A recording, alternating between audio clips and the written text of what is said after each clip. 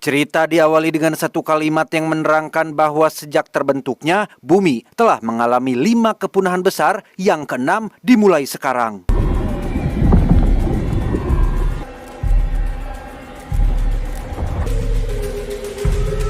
Berlatar di Laut Karibia, kisah akan berfokus pada satu keluarga yang terdiri dari ayah, ibu, dan 2 anaknya yang sedang liburan dengan kapal pesiar pribadinya, di mana Julia, sang ibu pun memutuskan berenang tanpa memberitahu yang lain dengan maksud untuk menikmati asinnya air laut.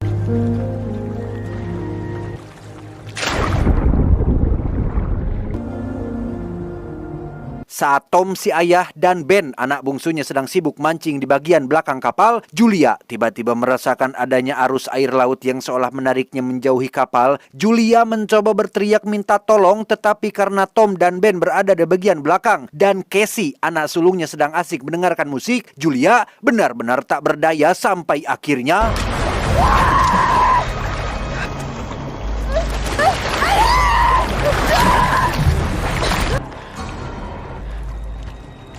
Tom mendengar suara teriakan Julia sehingga ia dengan cepat melajukan kapal untuk menyelamatkannya dan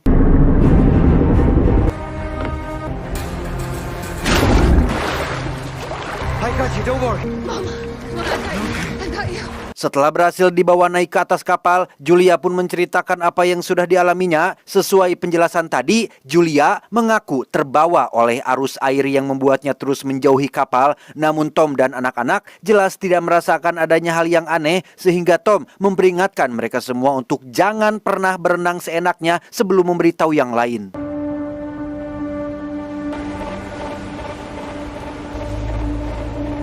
Singkat cerita, malam pun tiba. Tom dan keluarga terlihat sedang merayakan ulang tahun band yang ke-13, yang memang liburan ini khusus ditujukan untuk merayakan ulang tahunnya sekaligus mempererat keharmonisan keluarga, di mana mereka benar-benar menikmati momen itu dengan penuh tawa dan kebahagiaan. T'as fait un peu? Oui, j'ai fait un peu. It's beautiful, isn't it? Cheese. Tak lama, Casey pun mendapat telepon dari pacarnya yang ingin menanyakan kabar dan kapan pulang, di mana Casey cukup terkejut saat melihat kondisi langit di sana sangat buruk sekali sampai-sampai mengakibatkan sinyal menjadi lenyap.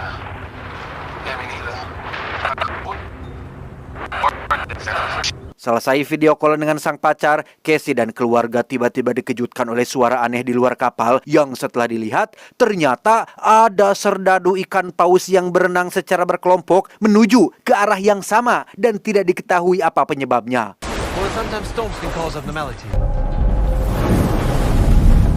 Salah satu ikan paus tak sengaja menyenggol bagian bawah kapal yang mengakibatkan kapalnya tidak bisa digerakkan, sehingga Tom yang penasaran pun memutuskan untuk ancelup demi memastikan apa yang terjadi.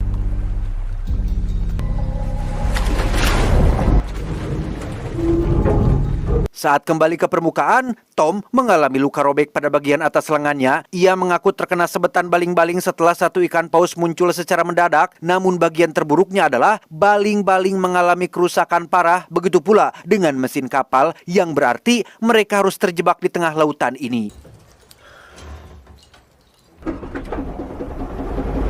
Sembari Julia meminta bantuan melalui radio satelit, Tom terus berupaya menghidupkan kapal, namun tampaknya itu sia-sia saja karena baling-baling pendorongnya tak cukup kuat untuk menggerakkan kapal tersebut.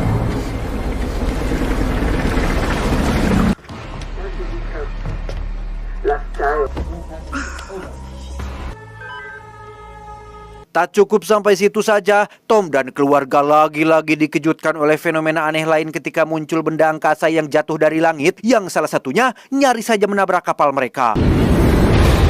We need to move.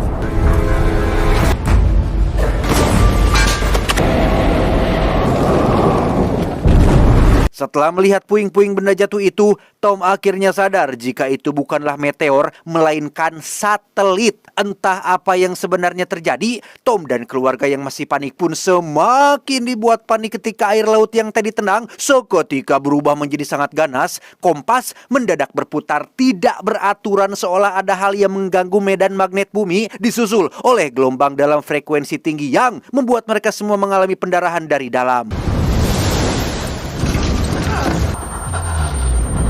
Mayday! Mayday! Mayday! Mayday! Mayday!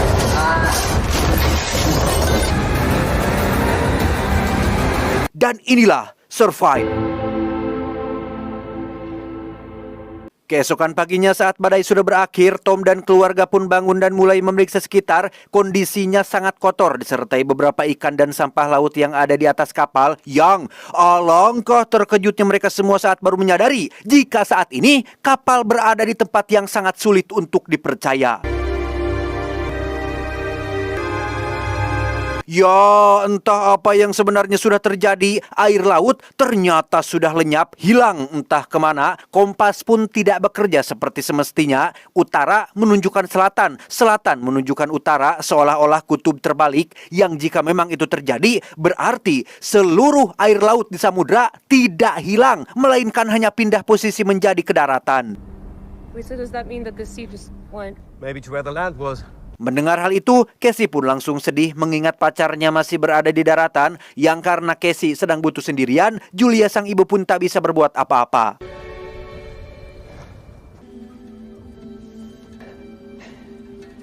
Tom sendiri masih mencoba mengotak-atik radio satelitnya. Julia memilih untuk membereskan stok makanan yang masih tersisa, sementara Ben terlihat sedang memanfaatkan balon-balon bekas ulang tahunnya semalam untuk dijadikan sebagai tanda SOS. Barangkali masih ada yang selamat di sekitar mereka.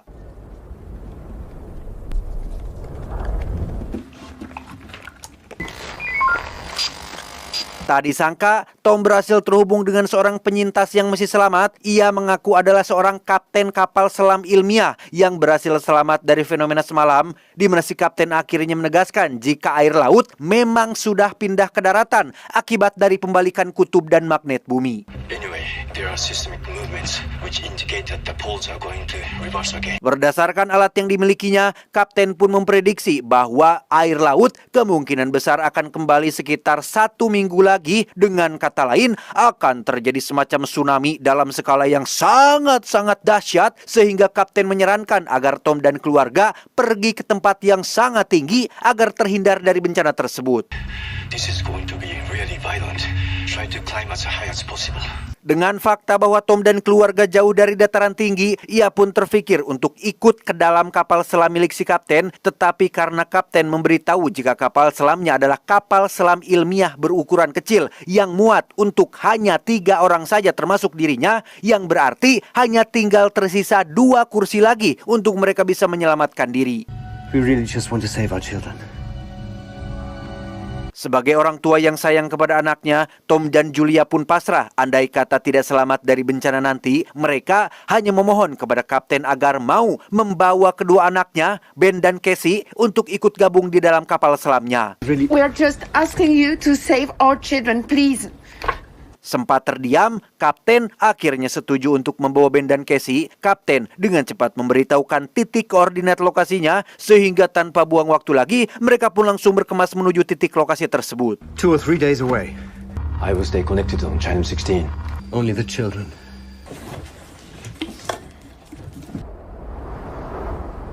Saat Julia masih berkemas itulah, Tom secara kebetulan melihat seorang penyintas dan anjing peliharaannya yang masih selamat. Kemungkinan besar penyintas itu adalah seorang nelayan yang hal itu bisa dilihat dari tombak ikan yang dibawanya. Sehingga Tom yang senang melihat orang lain ada yang selamat pun langsung menghampirinya untuk sekedar memberikan air minum.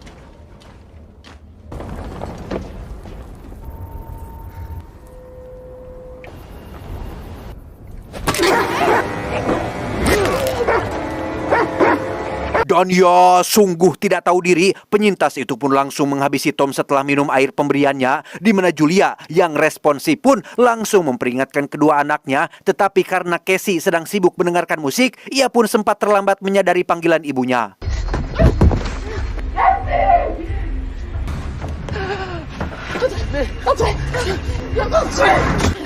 Selesai menutup semua pintu, Julia dengan cepat menyembunyikan anaknya di tempat yang berbeda, sementara ia akan berusaha menghadapi si penyintas menggunakan sebilah pisau dapur.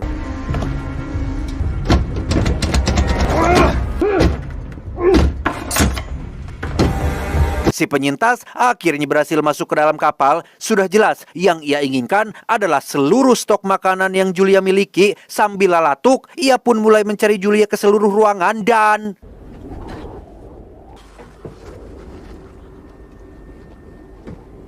Ya, Julia berhasil keluar dari dalam kapal dan sempat diserang oleh si anjing yang akhirnya terpaksa ia habisi, di mana Julia langsung masuk naik ke kapal demi untuk menyelamatkan kedua anaknya.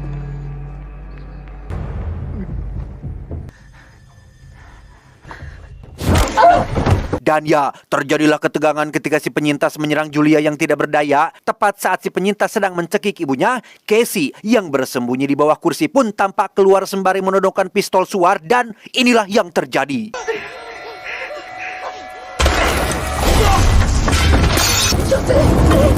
Ya, peluru suar pun memantul yang justru membuat kapal terbakar, di mana Yuli langsung menendang si penyintas dan membawa anak-anak keluar dari dalam sana.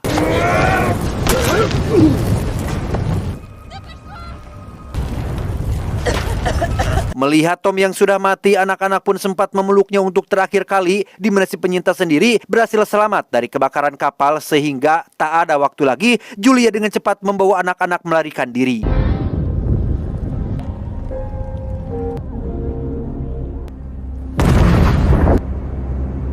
Sesuai peta koordinat yang sebelumnya sudah berhasil Julia selamatkan, mereka pun terus berjalan menuju lokasi kapal selam si kapten yang karena tubuh mengalami kelelahan, Julia dan anak-anak pun memutuskan beristirahat sebentar di lokasi celah tebing.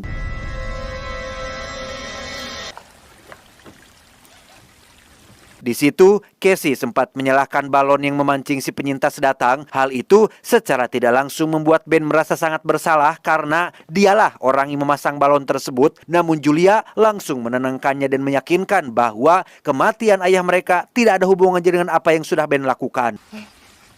Ça n'a rien à voir avec toi, t'as compris? C'est pas de ta faute. Berjam-jam melakukan perjalanan di dasar laut yang sudah mengering, mereka sempat terhenti saat melihat seekor ikan hiu yang mengalami dehidrasi, di mana pada saat yang sama muncullah si penyintas yang ternyata masih penasaran sekaligus dendam atas anjing peliharaannya yang mati dibunuh.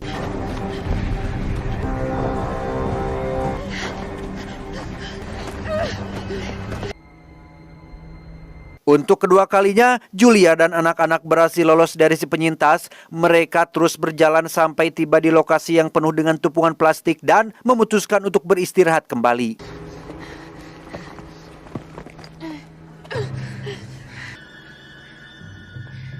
Melihat Ben dehidrasi, Julia pun dengan cepat memberinya air minum. Namun ternyata Casey mengaku lupa menutupnya dengan benar sehingga satu-satunya stok air yang mereka miliki kini sudah habis. Dan Casey jelas adalah seorang beban yang tak pernah mengakui kesalahannya. Pourquoi tu me gueules dessus comme ça, c'est bon? Ça va pas faire de différence, de toute façon on va tous crever. Julia dan anak-anak pun kembali melakukan perjalanan hingga sampai di lokasi yang ada bangkai pesawatnya. Karena hari sudah mulai gelap, Julia pun memutuskan untuk bermalam di sana.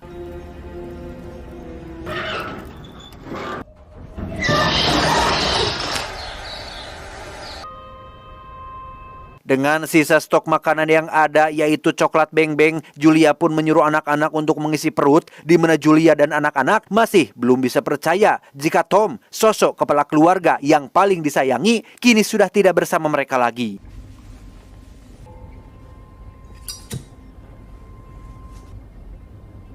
Singkat cerita, larut malam pun poek. Ketika semua sudah tidur, Casey tiba-tiba terbangun dan keluar untuk pipis. Ia tak sadar jika si penyintas diam-diam muncul di belakangnya, tetapi...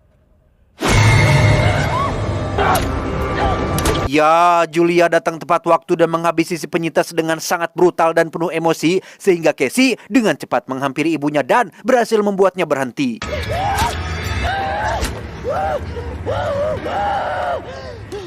Keesokannya, mereka kembali melanjutkan perjalanan dan kali ini harus melewati tebing bebatuan yang tinggi yang pada kenyataannya semua yang kita lihat saat ini adalah permukaan dasar laut yang sudah mengering. Ben yang sudah sangat kehausan pun nekat meminum air comberan yang kotor, namun Julia dengan cepat mencegahnya. Arrête ça!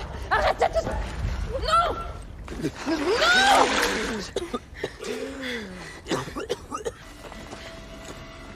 Tiba di lokasi yang penuh pasir yang banyak kursi bekasnya, Julia dan anak-anak pun mengumpulkan beberapa kursi untuk dijadikan tempat bermalam. Yang karena Ben sudah terlanjur meminum air kotor tadi, Julia mau tidak mau harus segera menyuntiknya dengan antibiotik.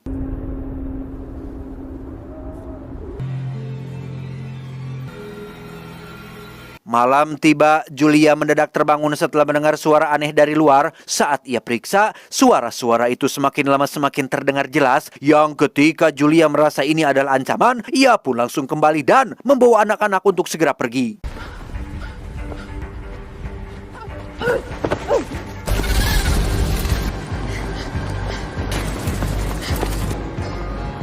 Setelah berlari cukup jauh, Julia akhirnya berhasil menemukan orang lain yang ternyata masih hidup. Mereka ada 3 orang penyintas yang sedang meluting di dekat kontainer, yang ketika Julia meminta pertolongan, ketiga penyintas tersebut malah menghindar dan memilih untuk bersembunyi di dalam salah satu kontainer tanpa memperdulikan Julia dan anak-anaknya.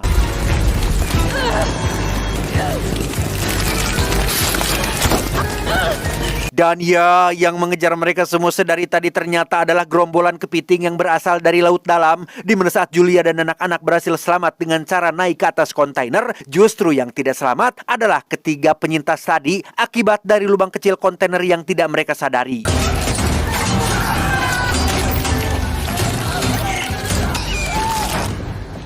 Para kepiting itu pun akhirnya berhenti setelah mereka kenyang memakan tubuh ketiga penyintas di bawah. Julia sempat terkena capit salah satu kepiting yang membuat kakinya terluka dan pingsan seketika.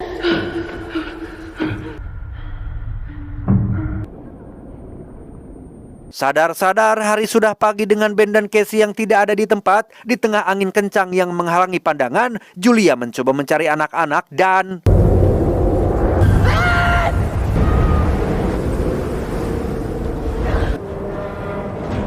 Setelah Ben dan Casey ketemu, Julia dan anak-anak pun berlindung di dalam kontainer. Mereka mengambil alih beberapa barang milik para penyintas seperti senjata api dan beberapa benda penting lain. Sementara Julia, ia menggunakan bubuk mesiu yang terdapat dalam peluru demi untuk mencegah infeksi akibat luka di kakinya.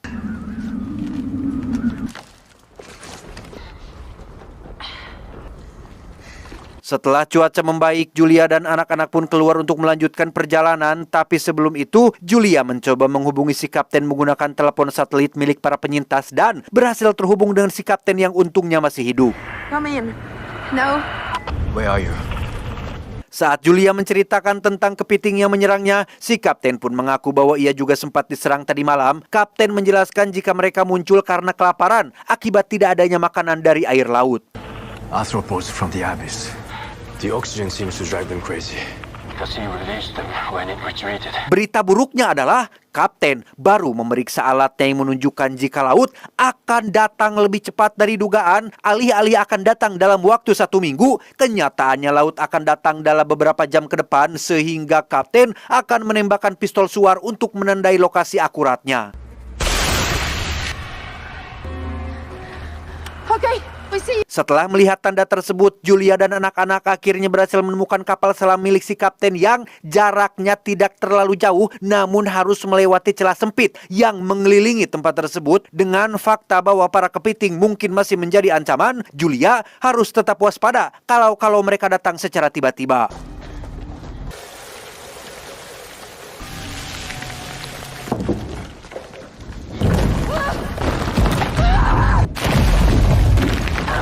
Dan ya, selalu saja timbul masalah ketika celah bebatuan yang mereka lewati tiba-tiba ambruk dan nyaris menimpa ketiganya. Beruntung mereka semua berhasil selamat, tetapi Julia harus terpisah dengan anak-anak setelah jalur yang mereka lewati tertutup oleh reruntuhan batu tersebut.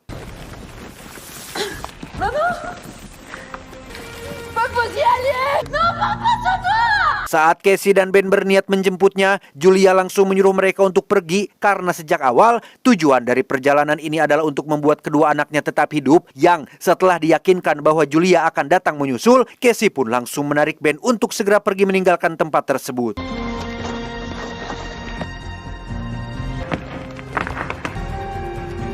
Pada akhirnya, Casey dan Ben pun sampai di lokasi kapal selam, di mana si kapten muncul dengan luka yang sangat parah dan terlihat sedang sekarat akibat serangan dari kepiting semalam. Ia menjelaskan jika dirinya tidak akan mampu bertahan, sehingga kapten dengan sukarela akan memberikan kapal selamnya untuk mereka. I have to.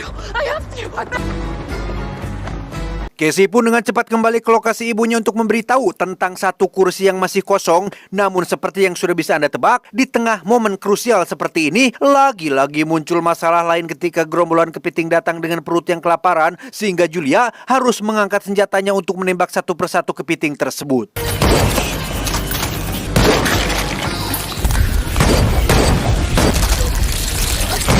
Tepat saat pelurunya habis, muncullah Casey yang datang memberitahu jika masih ada satu kursi kosong. Mendengar hal itu, Julia pun langsung menaiki reruntuhan batu dan berhasil melarikan diri dari para kepiting tersebut.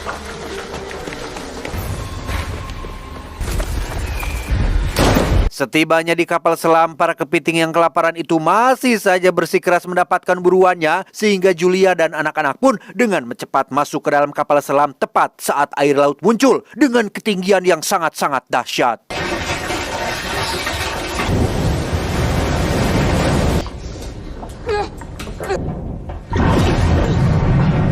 Saat terkena hantaman air laut, kapal selam pun mengalami goncangan yang tidak kalah dahsyat. Mereka terpelanting, terbanting ke sana kemari tidak karuan sampai akhirnya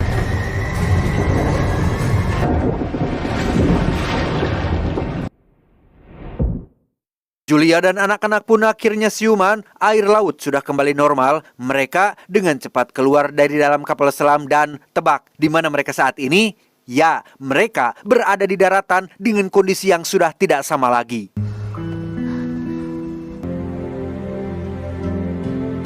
Tamat, ending yang cukup menanggungkan. Tidak dijelaskan secara detail apa yang sebenarnya terjadi dengan planet bumi di saat itu di film ini. Apakah ini hanya bencana ataukah awal dari bencana yang lebih besar? Entahlah, manusia sudah terlalu banyak melakukan kerusakan, peperangan, korupsi, saling menyakiti, kurang peduli, buang-buang nasi, dan bumi mungkin sudah sangat muak dengan kelakuan kita semua akhir-akhir ini. Jempol untuk Julia sebagai orang tua yang rela mengorbankan nyawanya demi anak-anak, dan sepertinya memang hampir semua ibu di dunia pasti akan melakukan hal yang sama, kecuali mungkin yang sudah tidak punya akal sehat, ibu yang sudah edan mungkin. Sehingga pesan yang bisa kita ambil dari film ini adalah, bagiku pulang bukan kepada rumah, melainkan kepada ibu. Karena sebanyak apapun orang di rumah, jika tidak ada ibu, rumah akan terasa hampa. Ingat, tidak ada ibu yang sempurna, tetapi ada banyak ibu yang bersedia mengorbankan nyawa untuk anak-anaknya. Saya John mewakili anak emak mengucapkan terima kasih dan sampai jumpa di video selanjutnya. Adios. Sabun bolong Lionel Messi.